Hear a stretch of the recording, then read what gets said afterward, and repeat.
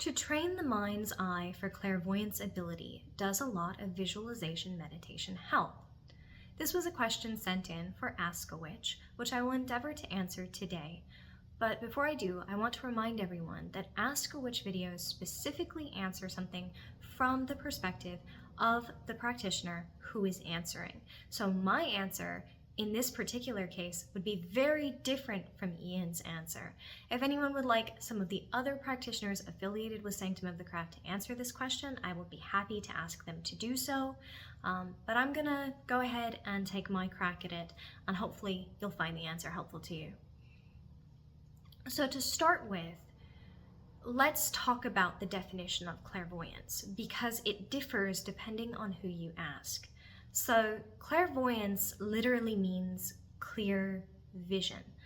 And so some people argue that it is the extrasensory perception of sight, specifically clear or far sight, the ability to perceive events in the past, present, and future, near and at a distance, clearly.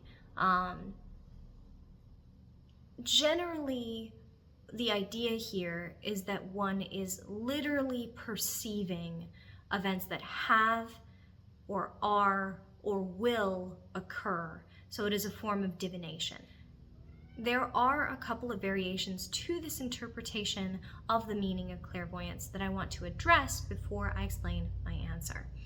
So one, some people say that clairvoyance is clear sight, clear vision, that has very little to do with predicting the future or seeing events that are a long distance away, perceiving enemy plans distant, like the CIA was experimenting getting clairvoyance to be able to do, but rather the ability to perceive things accurately.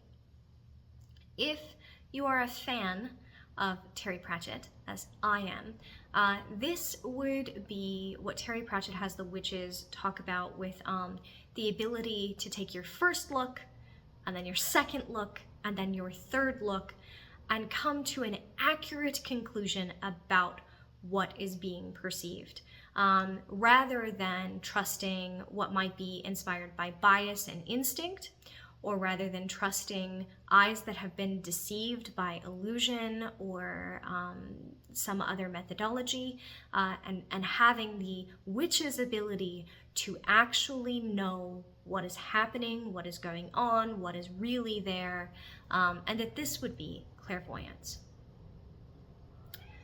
God. I have a cat wailing down the door trying to get in where I am, and it's very distracting.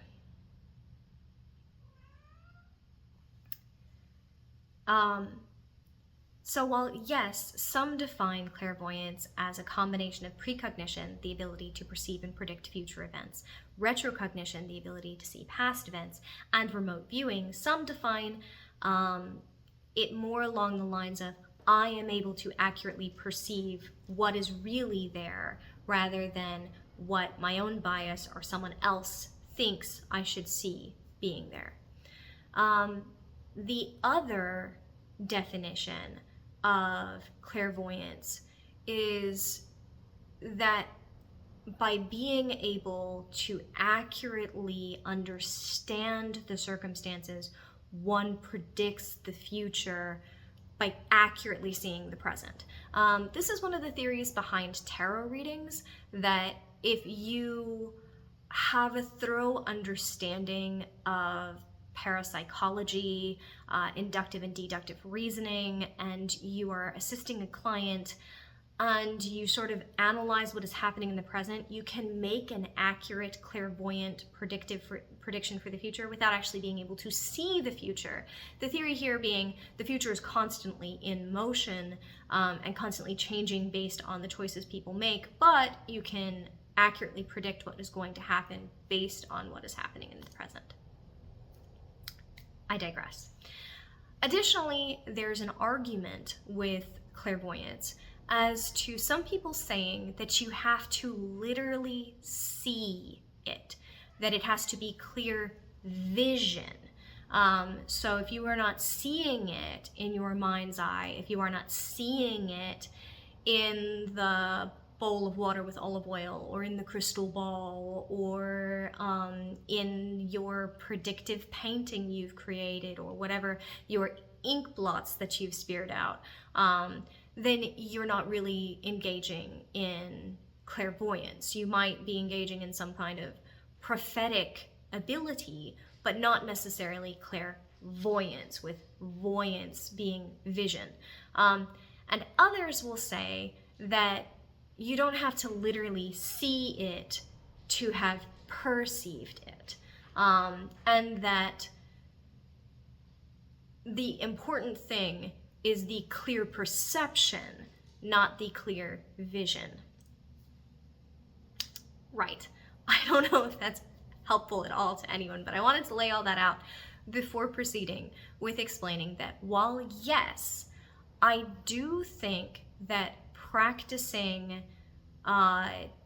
better visualization techniques using meditation can be extremely helpful for the development of clairvoyance, there are also other methodologies that are equally important.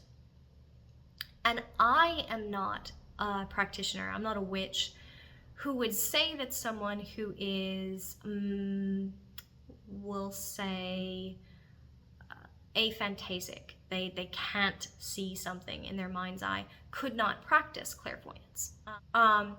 Yun, for example, is aphantasic, and he can't use his mind's eye to perceive things. But he is extremely accurate in his perception of things. He builds what I would refer to almost as like a data model mentally, and with that has accurately predicted future events, told me what he thought was happening at long distances that later turned out to be true, and accurately described things from my own history that I had not told him about. Therefore, I think clairvoyance does not have to involve visualization. That doesn't mean that I don't think visualization is helpful. I think it is helpful. But I will note that a lot of the books on psychic arts training really focus on visualization. And that is certainly not the only means via which to develop the ability. And I think it sometimes alienates, isolates, and denies the assistance to people who use different methodologies. I don't know if that sentence made any sense. I hope so. I'll have to listen through later. Okay. So,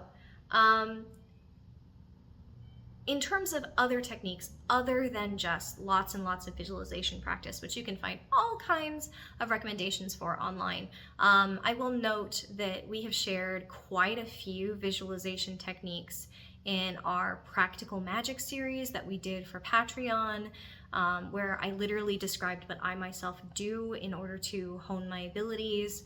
And I shared lots of different techniques on there, and we did some guided meditations with visualization that went up on Patreon as well. But there are definitely other methods.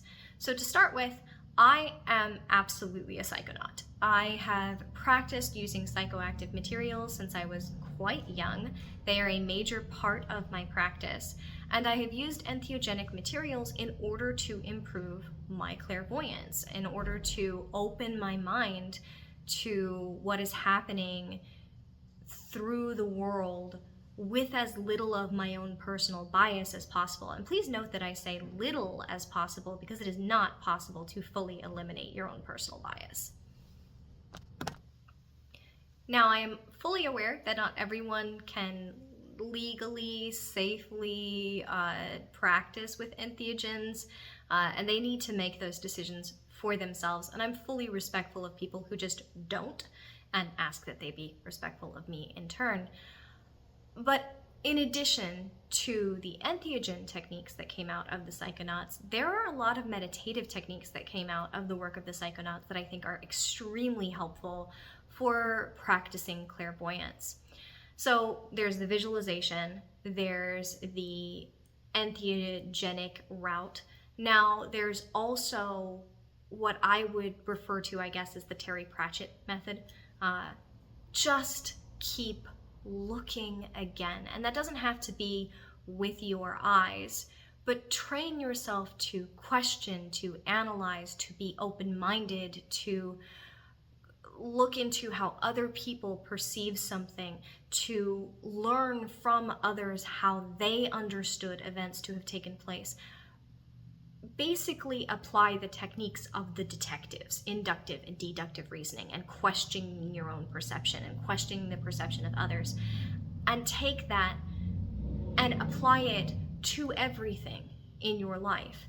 And it may be extremely helpful for also opening your mind spiritually and magically in other sets of circumstances.